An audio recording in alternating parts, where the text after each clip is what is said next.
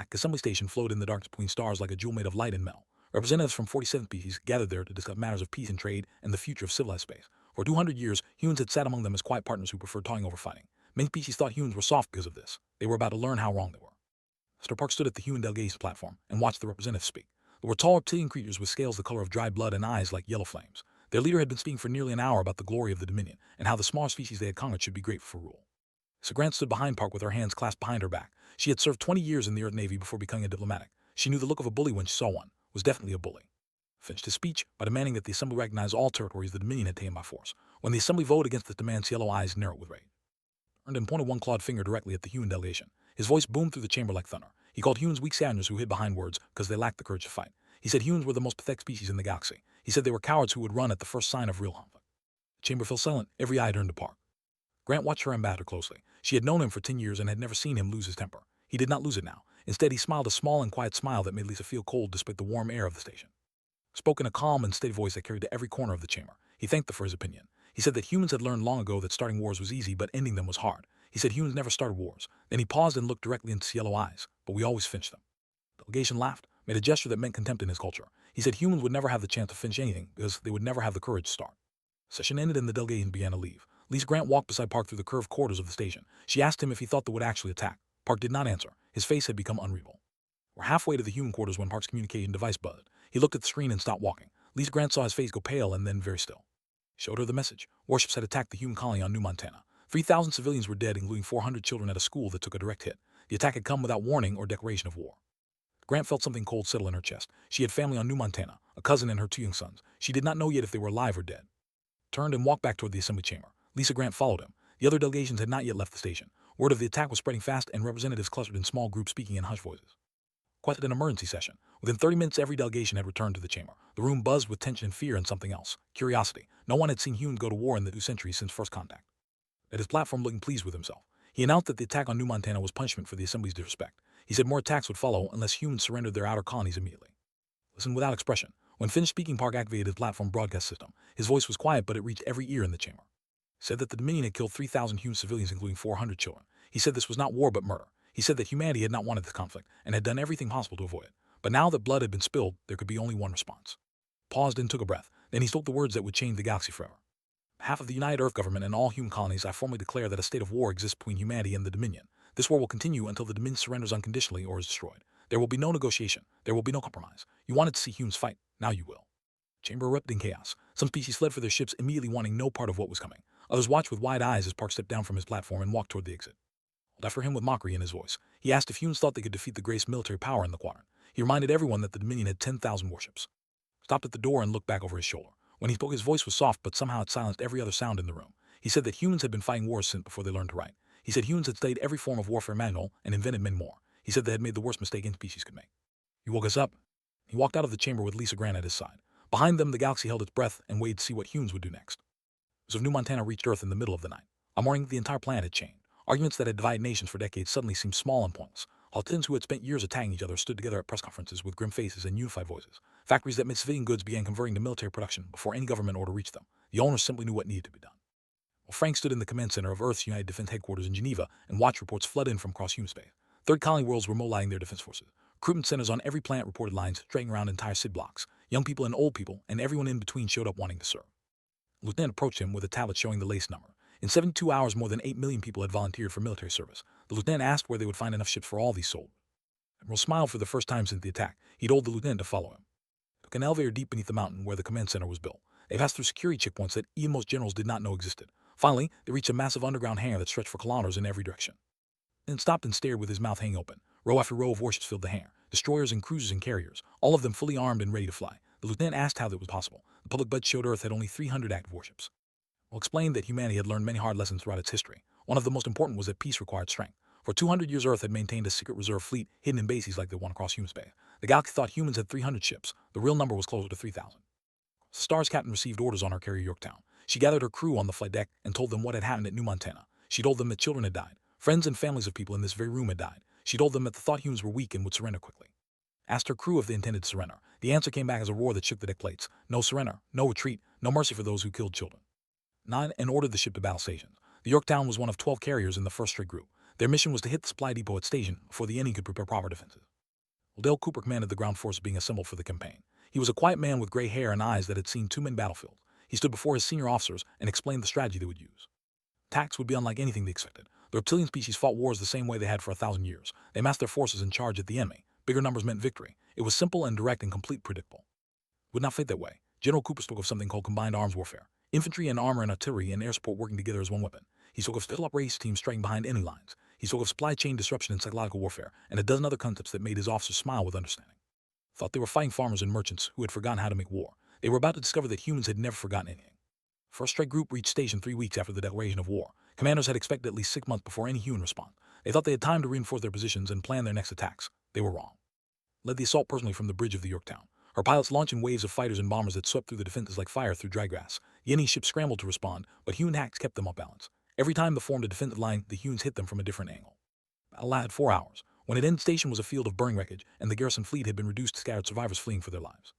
Commander named managed to escape with his damaged cruiser. He sent a message to the Dominion High Command describing what he had witnessed. His voice shook as he spoke. He said the humans fought like no enemy he had ever faced. They were fast and unpredictable and utterly without fear. He said they did not fight like civilized beings. They fought like predators. High Command received his report and dismissed it as the rambling of a coward who had lost his nerve. They would learn the truth soon enough. On Earth, Admiral reviewed the battle reports with quiet satisfaction. The first strike had succeeded beyond expectation, but he knew this was only the beginning. They had 10,000 ships and would not fall easily. Many more battles lay ahead, and many humans would die before the war ended. Looked at a photograph on his desk. It showed the memorial already being built on New Montana. 3,000 names would be carved into black stone there. 400 of those names belonged to children who would never grow up. Roll made a silent promise to those names. Their deaths would not be meaningless. Humanity would finish this war and make certain nothing like New Montana ever happened again, whatever the cost. Months into the war, the Dominion was losing, and their leaders could not understand why. They had more ships and more soldiers and more resources than the humans. By every measure, they should have been winning. Instead, they were being pushed back on every front. The Grant had transferred from diplomatic service to military intelligence after the war began. She stood in a briefing room on the command station orbiting Mars and explained the situation to a group of senior officers. They were strong but predictable. They used the same tactics in every battle because those tactics had always worked against other species. Humans were different. Showed them a map of the war zone. Human forces had not tried to map the fleet of fleet. Instead, they struck at supply lines and communication relays and fuel depots. They attacked where the enemy was weak and retreated before overwhelming force could respond. It was the same strategy humans had used in countless wars throughout their history. Death by 1,000 cuts. Supreme Commander of the military stared at similar maps in his command chamber and felt something he had never experienced before. Doubt. He had won 17 major campaigns against other species. He had never lost a battle until the humans came. Now he had lost dozens. Advisors told him the humans were cheating somehow. They said it was impossible for such a small species to fight so effectively. Knew better. He had studied the human history files captured from their colonies. He had learned about something called World War II and the ancient conflicts before it. He had read about generals named Alexander and Caesar and Napoleon, and the humans were not cheating. They had simply been practicing warfare for far longer than any other species in the galaxy. Danny led the special operations forces that had become the terror of commanders everywhere. His teams moved like ghosts through any territory. They destroyed weapons factories and assassinated officers and freed prisoners from detention camps. They never knew where they would strike next. Mission took Colonel and his team deep behind enemy lines to a prison facility on the moon of 4. Intelligence reports said 300 human civilians were being held there. Survivors from colony ships captured in the early weeks of the war. The team had 48 hours to get in and get out before a battle group arrived. Landed under cover of darkness and moved through the rocky terrain toward the facility. Guards patrolled the perimeter, but they were watching for ships, not soldiers on foot. Colonel had trained his people in techniques developed centuries ago by special forces on Earth. Silent movement and hand signals, and the pace to wait for exactly the right moment. Assault lasted 6 minutes. 30 guards died without raising an alarm. By the time the facility commander realized what was happening, his team had already reached the prisoner cells. The civilians inside could not believe their eyes. Many of them wept when they saw human faces. Skipped on shuttles hidden in a nearby canyon. The battle group arrived 8 hours later to find an empty prison and a message painted on the wall in their own language. It said simply, "We remember New Montana." So Grant interrogated a captured officer 2 weeks after the prison raid. The officer was a young male named who had commanded a patrol cruiser before human fighters destroyed it. He sat across the table from Lisa with fear in his yellow eyes. Asked him what the leadership was planning. At first he refused to speak. Then he showed him images of New Montana after the attack, the burned schools, the mass graves, the children's toys scattered among the wreckage. She asked him if he was proud of what his people had done. Looked at the images for a long time. When he spoke, his voice was quiet. He said he had not known about the children. He said most soldiers had not known. The attack on New Montana had been ordered by the political council, not the military. Many officers had been horrified when they learned the truth. He told Lisa something that made her blood run cold. The council was desperate. They could see the war turning against them. Some members were pushing to use a forbidden weapon called a stellar. It could cause a star to explode and destroy everything in that system. They were talking about using it against human colonies. So sent an urgent report to Admiral. The war had just become much more dangerous. They needed to end it quickly before they did something that could not be undone. Admiral read the report and called an emergency meeting of his senior staff. He told them about the stellar threat. He told them they had perhaps 3 months before they became desperate enough to use it. Who had been promoted after station asked what they should do. Admiral looked at the star map showing territory. He wanted a system called that sat at the crossroads of every major supply route in the Dominion. He said they would cut the Dominion in half, force them to surrender before they could deploy their doomsday weapon. It would be the largest battle in galactic history. Many would die, but it was the only way to save millions more. Officers looked at each other and then back at their admiral. One by one they nodded. They would follow him into the flare. Burned with the light of 2,000 warships tearing each other apart, Admiral watched the battle unfold from his command ship and issued orders to stay calm even as explosions lit up the darks around him. This was the moment everything depended on. Win here and the war would end. Lose here and millions would die. Commanded the carrier Yorktown in the thick of the fighting. Her ship had already taken heavy damage. Fires burned in 3 compartments and the hull had been breached in a dozen places. Her crew worked frantically to keep the ship flying while her pilots launched wave after wave of attacks against position. The damaged human transport ship drifted nearby. Its engines had been destroyed and it was slowly falling toward the gravity well of a nearby moon. 600 wounded soldiers were aboard. They would all die if someone did not help them. Made a decision that would later become legend. She ordered the Yorktown to break formation and move to shield the transport. Her officers protested. The carrier was too damaged to survive more hits. She ignored them and gave the order anyway. Yorktown took position between the transport and the enemy fleet. Weapons hammered the carrier's weakened shields. Warning lights flashed across every console. The ship groaned and shuddered as metal twisted and systems failed. Stood on her bridge and refused to move. She told her crew to hold position until the transport survivors could be evacuated. Shuttles launched from other human ships and raced toward the stricken transport. One by one, they pulled wounded soldiers to safety. A shuttle cleared the transport just as the Yorktown's shields finally collapsed. A missile struck the carrier's port side and tore through 3 decks. Captain was thrown across the bridge by the explosion. She landed hard and felt something break in her ribs. She pulled herself back to her feet and ordered damage control teams to that section. Yorktown survived, barely, but all 600 soldiers from the transport were saved. The command ship's supreme commander watched the battle with growing despair. His forces were losing despite their numbers. Human tactics were simply too unpredictable. Every time he thought he saw a pattern, the humans changed their approach. They seemed to read his mind and counter his moves before he even made them. Communication arrived from the political council on the read it twice to make sure he understood. The council was ordering him to deploy the Stellar against the human colony of New Haven. 1 million civilians lived there, including 200,000 children. But the order for a long time. He thought about the war and how it had started. He thought about New Montana and the 400 children who had died there. He thought about what kind of people would order such things and what kind of person he would become if he obeyed. Little commissar stood nearby watching him. The commissar asked if there was a problem with the order, looked at him, and then at the officers on his bridge. Many of them were young. Some had families back on they had joined the military to protect their people, not to murder children. His choice? He told his security officers to arrest the political commissar. The commissar sputtered with outrage and threatened punishment for treason, ignored him, and opened a communication channel on a frequency the humans had been using for prisoner exchanges. Admiral was in the middle of coordinating a flanking maneuver when his communication officer reported an incoming signal from the command ship. The Admiral told them to put it through. But on the screen, he looked tired and old despite being in the prime of his life. He told Admiral that he was prepared to surrender his fleet. He said he had one condition. His soldiers must be treated with honor as prisoners of war. They had followed orders and fought bravely. They did not deserve to be punished for the crimes of their leaders. Admiral studied the commander through the screen. He asked why was surrendering when the battle was still undecided. Told him about the Stellar and the order to use it against New Haven. He said he had refused to murder 1 million civilians. He said he could not win this war against humans, but he could at least end it without more innocent blood on his hands. Admiral was quiet for a moment. Then he nodded and accepted the surrender. He gave his word that prisoners would be treated fairly. He told that refusing an evil order took more courage than winning in battle. He said he was honored to accept the surrender of such an enemy. Fleet stood down. 2,000 warships stopped fighting and signaled their surrender. The remaining Dominion forces in the system were overwhelmed within hours. The war was not over. Other fleets still fought across the quadrant. The political council still controlled and somewhere out there the Stellar still existed. We looked at the casualty reports coming in from the battle. 47,000 human soldiers had died in. Many more were wounded. The cost had been terrible, but they had cut the Dominion in half and captured its supreme commander. End was coming, but first there would be more blood. War ended 14 months after it began. Forces collapsed one by one as news of spread through the Dominion. The political council tried to flee but their own people stopped them. Citizens who had lost sons and brothers and fathers in a war they never once surrounded the government buildings and demanded surrender. And his special operation teams found the Stellar hidden in a bunker on a remote moon. They destroyed it before it could ever be used. The weapon that might have killed millions vanished in a controlled explosion that lit up the sky for hours. After Park returned to the Galactic Assembly to negotiate peace terms, he looked older than he had 14 months ago. Gray had appeared in his hair and new line marked his face, but his eyes were still sharp and his voice was still steady. Across the table from him as the representative of a new government. The former Supreme Commander had been released from captivity to help rebuild his broken nation. He had earned human respect through his refusal to commit genocide. Now he would try to earn peace. Park offered surprised everyone who heard them. They were firm but not cruel. They would pay reparations to the families of those killed at New Montana. They would surrender their largest warships and submit to weapons inspection. They would return all conquered territories to their original inhabitants, but they would not be dismembered or occupied or humiliated. A young diplomat from another species approached Park after the session and asked why humans were being so generous. Other conquering species had destroyed their enemies completely. Why were humans allowing them to survive as a nation?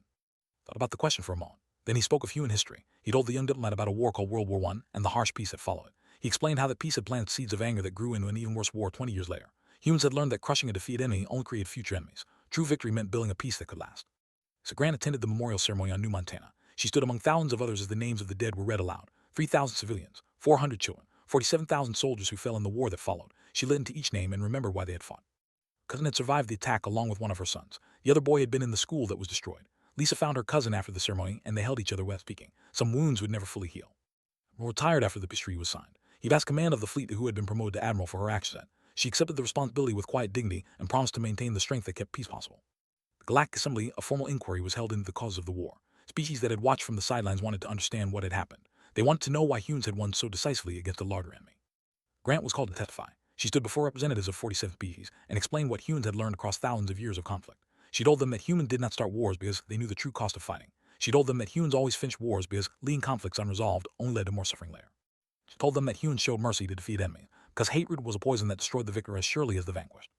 Years passed, the galaxy changed in ways no one had predicted. He was an old man now. His hair was white and he walked with a cane, but he still traveled to New Montana every year for the memorial ceremony. This year was different. This year representatives attended for the first time. Died 5 years ago, his daughter Or led the delegation. She placed flowers at the memorial and spoke words of apology that her father had first spoken decades before. The crowd listened in silence. Some wept, others nodded with something like forgiveness. The ceremony park walked through the rebuilt city. Where rubble had once covered the streets, there were now parks and homes and schools. Children played in the sunshine. Some of them were human. Some of them were exchange students living with human families. Stopped to watch a group of children playing a game together. Human and young ones chasing each other and laughing without any memory of the hatred their grandparents had felt. This was what finishing a war really meant.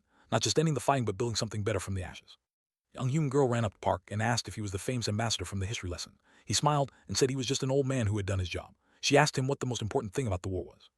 Look at the children playing together. He thought about New Montana and then all the names carved in black stone. He thought about the choice he'd made when he refused to use the star. He thought about the peace that had lasted 20 years and might last forever. The girl that humans never started wars, but when they finished them, they tried to finish them in a way that made sure no one would ever have to fight that war again. That was the hardest victory of all, and it was the only one that truly mattered. Sunset over New Montana painting the sky in shades of gold and red. Park watched the children play until the stars came out. Somewhere among those stars, the galaxy continued to spin, and humanity continued to stand ready, not to start wars, but to finish them, always.